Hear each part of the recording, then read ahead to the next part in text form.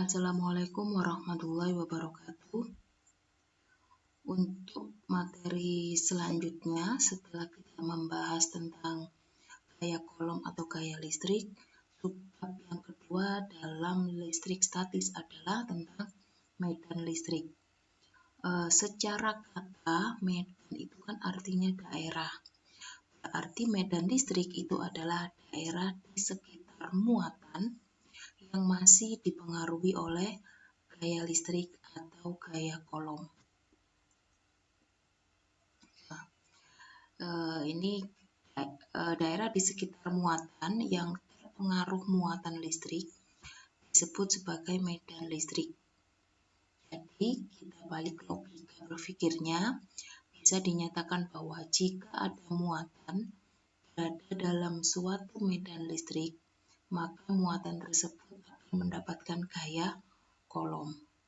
Jadi memang antara medan listrik dengan gaya listrik itu saling berhubungan. Satu buah muatan itu daerah di sekitarnya, muatan ya misalkan daerah di sekitarnya, ini saya gambarkan dengan warna hijau dan biru, ini saya anggap sebagai daerah. Maka kalau ada muatan positif, daerahnya ini namanya medan listrik. Kalau di dalam medan listrik ini kita beri muatan lain, bisa positif atau negatif, di sini misalkan, maka akan menimbulkan atau akan mendapatkan gaya kolom. Gaya kolom yang seperti pembahasan sebelumnya. Jadi artinya kalau medan listrik muatannya bisa satu. Ya, kalau gaya listrik atau gaya kolom yang kemarin itu kan muatannya minimal 2. Minimal 2. Tapi kalau medan listrik satu sudah ada medan listriknya. Nah, medan listrik disimpulkan dengan huruf E, di mana E sama dengan F dibagi I. Nah, kalau gaya itu kan rumusnya Q1 Q2. Berarti kalau E atau medan listrik, I-nya cuma 1. Nah, kan minimal 1-an tadi ya. Kalau gaya minimal 2. Untuk keterangannya hampir sama dan satuannya pun juga sama. Muatan harus kolom, jarak harus meter. Sedangkan medan listrik satuannya adalah Newton per kolom atau N strip E. Nah, kalau berdasarkan rumus dari medan listrik, ini kan kita bisa menyimpulkan, dapat dilihat bahwa E itu berbanding lurus dengan I. E berbanding terbalik dengan R atau jarak. Artinya apa? E dengan I, maka semakin besar I, maka E-nya juga semakin besar. Karena E dan I berbanding lurus. Sedangkan E dengan R berbanding terbalik kan? Kalau berbanding terbalik, maka semakin besar R, maka E-nya semakin kecil. Begitu juga sebaliknya. Kalau R kecil, maka E-nya nanti semakin besar karena dia berbanding terbalik. Nah, contohnya misalkan seperti ini. Saya beri muatan positif, kemudian ada titik A, titik B, kemudian titik C dan D. Ini bukan muatan ya, tapi sebuah titik. Namanya titik berarti dia tidak bermuatan. Nah, kalau kita melihat dari ilustrasi di sini, ini namanya medan listrik.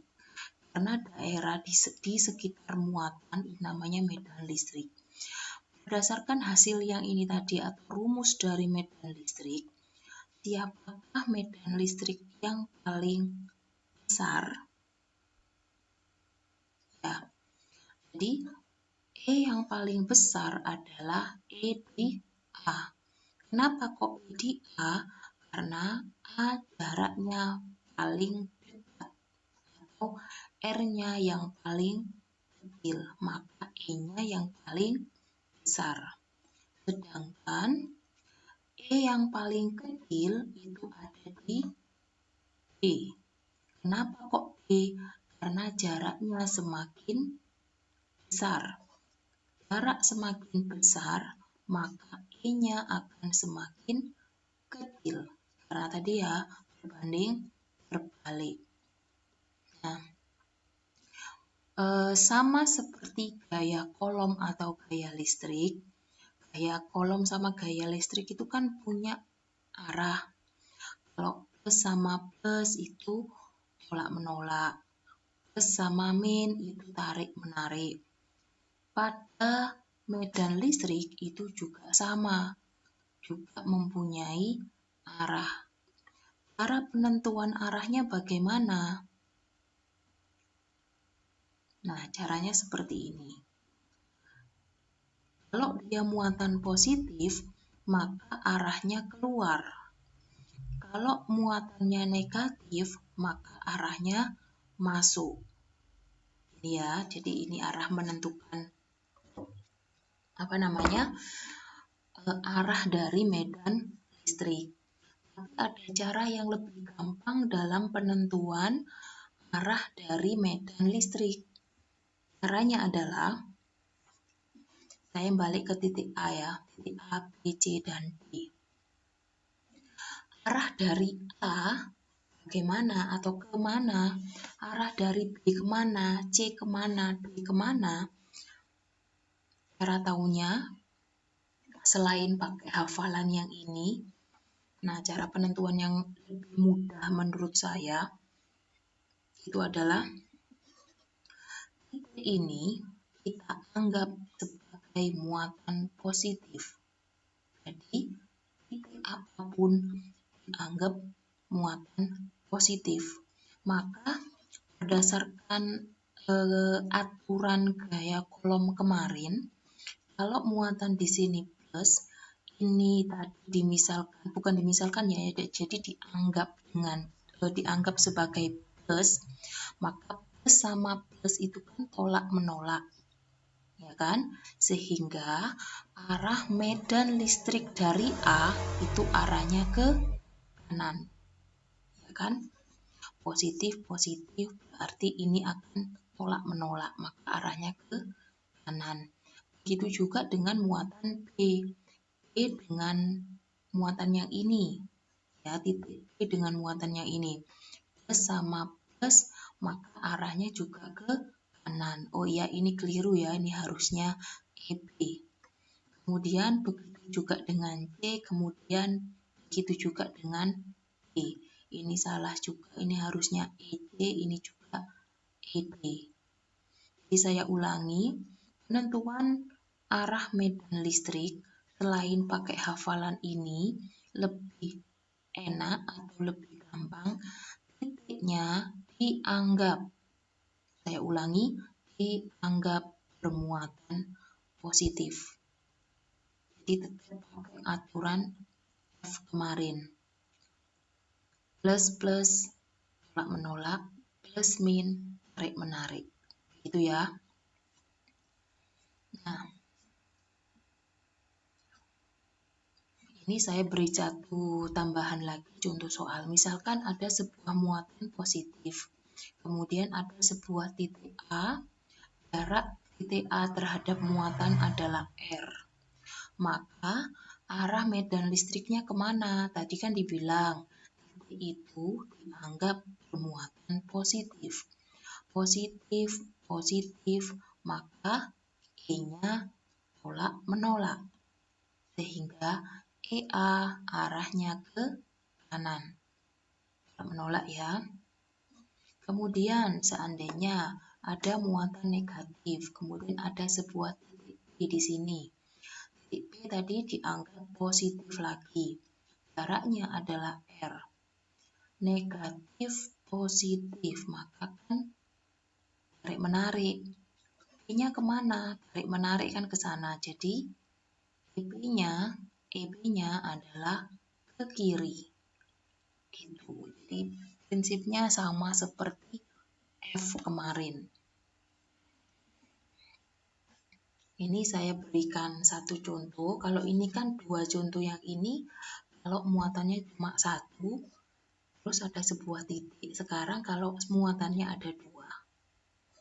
H1 dengan H2, H1 tandanya atau muatannya positif, H2 muatannya negatif. Kemudian titik B ada di sini di antara H1 dan H2. Ya ini ya. Kemudian jarak E terhadap muatan 1 R1, kemudian jarak titik B dengan H2 adalah R2. Untuk penentuan arahnya, jadi hampir sama seperti gaya kolom yang kemarin, penentuan arahnya itu 1/1. Titik B dipengaruhi oleh muatan 1. Titik B dipengaruhi oleh muatan yang kedua. Maka kita cari 1/1. Nah, ini saya kasih ilustrasi muatan 1 dengan titik B. Titik B tadi dianggap positif kan? Maka positif dengan positif, maka dia tolak menolak. Maka P-nya arahnya kemana? Arahnya ke kanan. Saya beri nama E1. Ya, arahnya ke kanan. Kemudian B terhadap H2. B terhadap H2. P-nya ini tadi kan dianggap positif. Positif sama negatif. Tarik-menarik. Maka P-nya ke kanan juga. Saya beri tanda atau saya beri nama E2. Sehingga dari sini dapat diketahui bahwa titik B terhadap H1 arahnya ke kanan. Titik B terhadap H2 arahnya juga ke kanan. Sehingga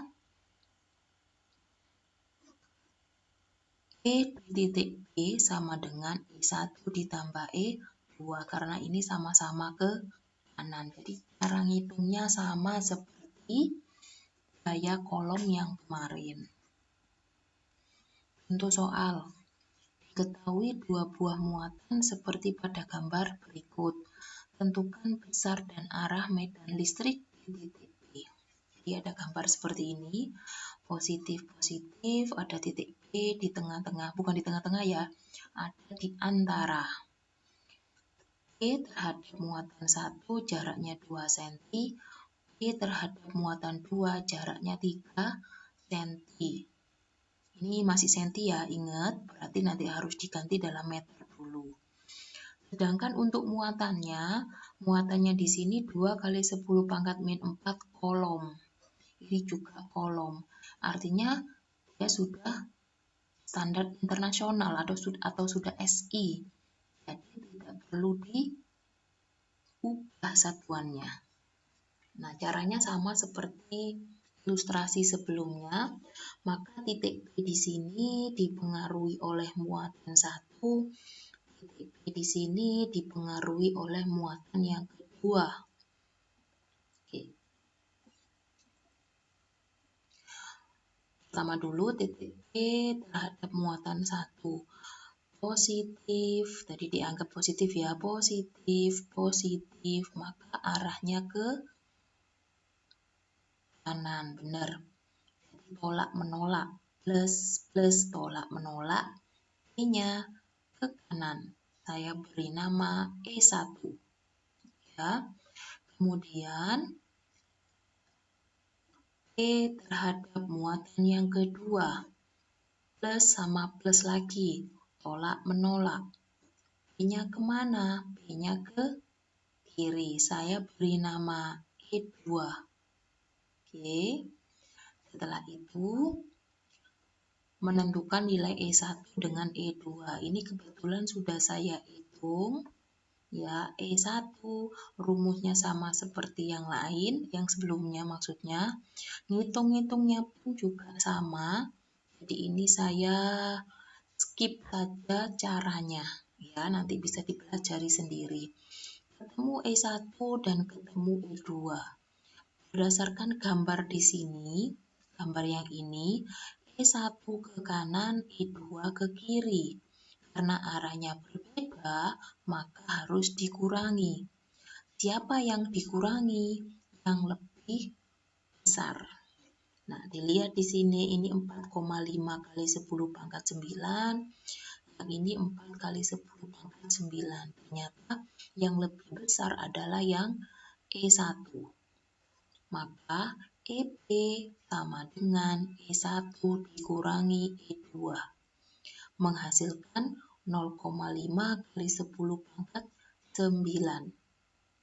Ya, 10 pangkat 9. Terus kemudian ini biar angkanya lebih cantik ya. Biar nggak koma-koma di sini saya ubah jadi 5 kali 10 pangkat 8 Newton per kolom. Arahnya kemana? Arahnya ke kanan. Kenapa kok ke kanan? Karena E1 lebih besar daripada E2. Berarti E1-nya ke kanan, ini juga ke kanan. Nah, ini adalah latihan soal level UTBK. Dicoba dulu, bisa apa enggak ngerjakannya, nanti kita bahas sama-sama di video berikutnya. Terima kasih. Assalamualaikum warahmatullahi wabarakatuh.